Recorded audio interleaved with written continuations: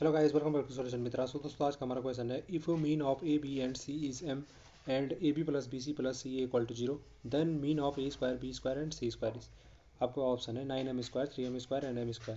तो हमें क्या क्या पता है क्वेश्चन में? हमें क्वेश्चन में पता है कि ए बी सी का मीन, जो कि हमें पता है m है, और हमें एक गिवन कंडीशन है A B B C and C A, इनका सम क्या है, जीरो के बराबर है। तो यहाँ पे हमें पूछ रहा है कि हमें मीन निकालना है, A square B square and C square. Mean का मतलब क्या होता है? मीन का मतलब होता है सेंट्रल टेंडेंसी।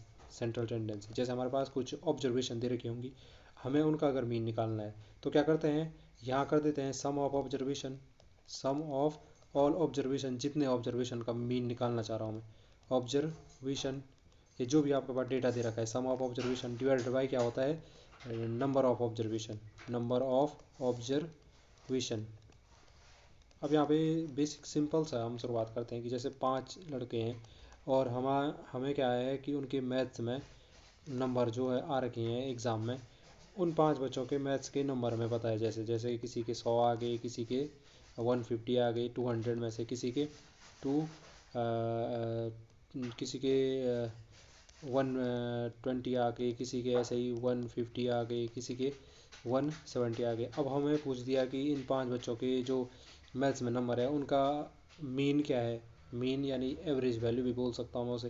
तो क्या कर दो, इन सब का सम कर दो, इन सब का सम कर दो, और नीचे की से डिवाइड कर दो कितने ऑब्जर्वेशन है, कितने बच्चों के हैं, कितने ऑब्जर्वेशन है, तो 5 ऑब्जर्वेशन है, तो 5 से डिवाइड कर दो। तो उनका जो ये हमारे पास ये 5 बच्चों के नंबर है उनका मीन निकल जाएगा। एवरेज निकालना, मीन निकालना एक ही चीज़ है।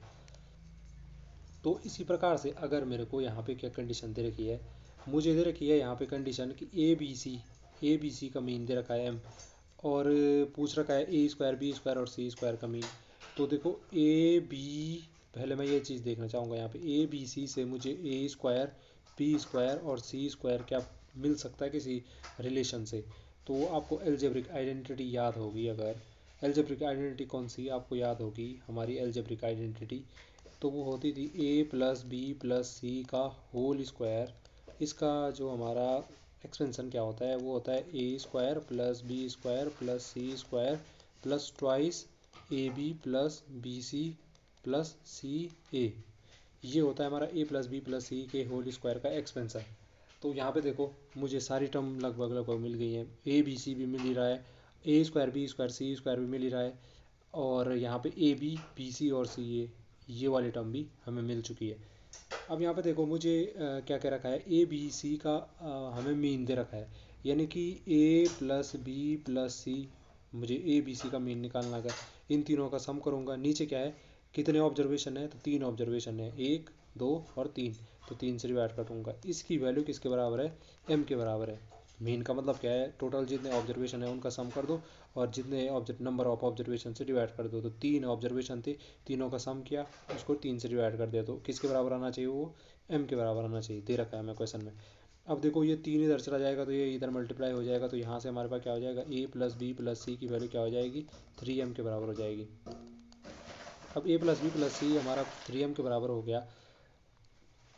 तो हम क्या कर सकते हैं यहाँ पे, हम ए प्लस बी प्लस सी की वैल्यू इस जो गिवन है हमारे रिलेशन है इसमें पुट कर सकते हैं, और A B plus B C plus C है इसकी वैल्यू भी हम यहाँ से पुट कर सकते हैं, क्योंकि ये गिवन है ही, जीरो के इक्वल है।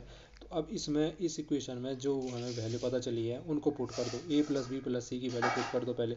तो ये हमने पुट की, तो क्या हो जाएगा, ये 3m का स्क्वायर हो जाएगा, इक्वल टू क्या हो जाएगा, A square plus B square plus C square अपनी जगह जो कहती हो रहा 2 into A B plus B C plus C ये किसके बराबर है, जीरो के बराबर। तो 2 इंटू जीरो क्या हो जाएगा, ये तो जीरो ही होने वाला है।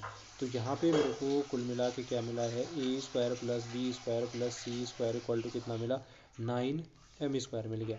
अब यहाँ से आपको एक चीज़ पता है कि मुझे क्या करना है, मुझे ये 3 ऑब्जर्वेशन है, A square B square C square, एक ही है, 2 और ये तीसरा ऑब्जर्वेशन, तो मुझे इसके अपॉन में 3 लाना है, तभी तो मुझे पता चलेगा ए स्क्वायर बी स्क्वायर और सी स्क्वायर।